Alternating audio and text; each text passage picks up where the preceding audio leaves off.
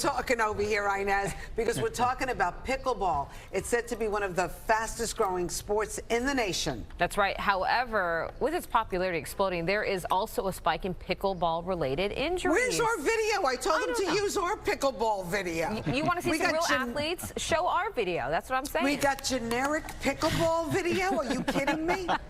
Anyway, here with some strategies to stay safe and healthy on the court is the co-director of the non-surgical foot and ankle center at the Hospital for Special Surgery, Dr. Rock Positano. Nice to have you back. Great to see you, both of you young ladies today. Okay, so what's going on with pickleball injuries? Pickleball, I think we can basically say that at this stage, pickleball has become a musculoskeletal pandemic.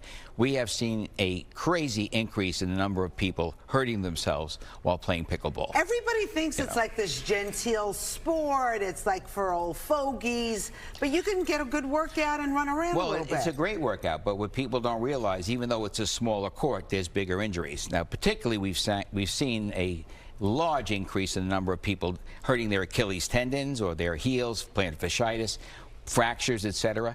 And the reason why is because it's a very, very quick game. And you know, your instinct is to make a move a lot quicker than you would be, say, on a paddleball court or on a tennis court. Now, the thing is, I know you're seeing an increase in these injuries, but is that only related to the fact that this has become so popular so fast that there's way more people playing this now than ever before? Yes, that's a good question. The answer is that probably they expect by the end of the year about 20 million people will be playing pickleball. Yeah. Okay, and that's a big part of it. And of course, the pandemic helped to establish pickleball because it was a form of social distancing. You could still go out with your friends, but you were across the net. So in that respect, I mean, I think all of the perfect storm characteristics all came together. Talk about the injuries that you're seeing, because I mean, I rolled my ankle playing paddle, and for a rolled ankle, I'm looking up online, what can I do for this? It's just elevate, ice, rest. Rest, but also, you know, you need to get a timely diagnosis. You know, there's no such thing as a simple ankle sprain. We've always told our patients that.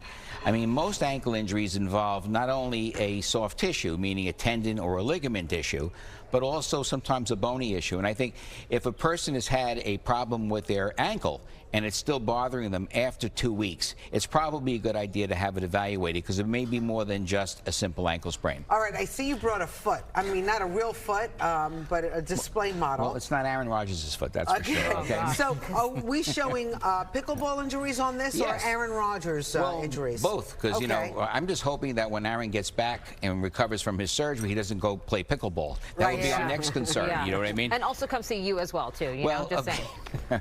But look, he's in great shape. He's an unbelievable athlete.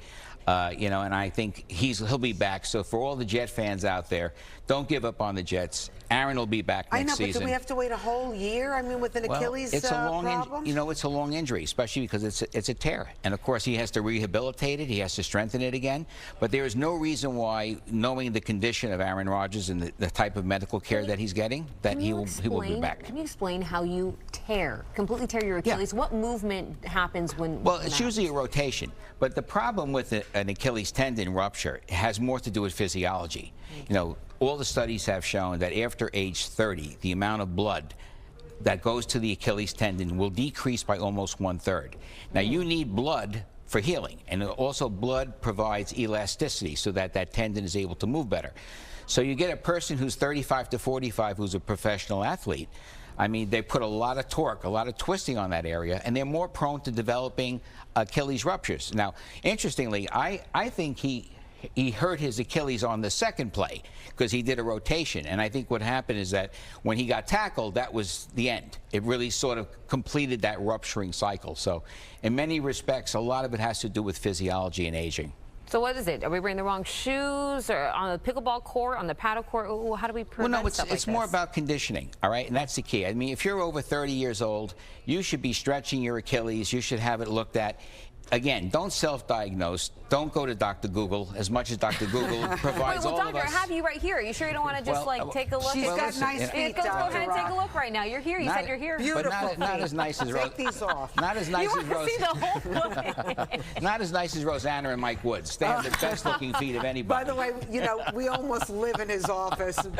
Every time I go in there, I'm like, wow, this person comes in there. It's like a celebrity, you know, sale. What is she doing wrong with her ankles then? Because if she's coming to visit you, No, I there's broke gotta be 4 toes. No, she actually comes by to bring me some delicious food from Fresco. I Thank mean, that's you what so she much. always does. You know what I mean? Well, anything to jump the line. But, but Dr. Rock, when do we know it's a serious injury playing pickleball or whatever, paddle? Well, the important thing is, look, if it lasts more than a day or two and you're not able to weight bear, then you really should have it looked at. Again, you know, self-diagnosis is very dangerous, okay? You know, we all, including myself, when we feel something wrong, we'll Google things, and Google's been an amazing, you know, instrument for helping people to get in to see the doctor, by the way, because they say they may have a problem. But the important thing is not waiting.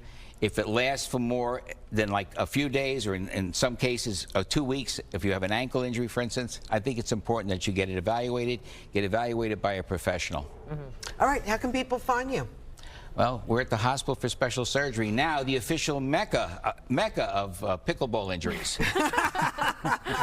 You really see an uptick, huh? Oh my God, it's a lot of fun though, you know what I mean? We work hard there, we really do. And by the way, I don't know if you know, every guy in Brooklyn, when she was growing up, we all wanted a date with Rosanna. Oh, please. Come on, Rosanna, it's the truth. We all wanted a date with you. Come on, Now you let's just have go. to settle at looking around her I toes. can't. Listen, now I have to settle for just looking at her ankle. That's fine. Dr. Rock Positano, thank you so much for being here. Thanks for having me.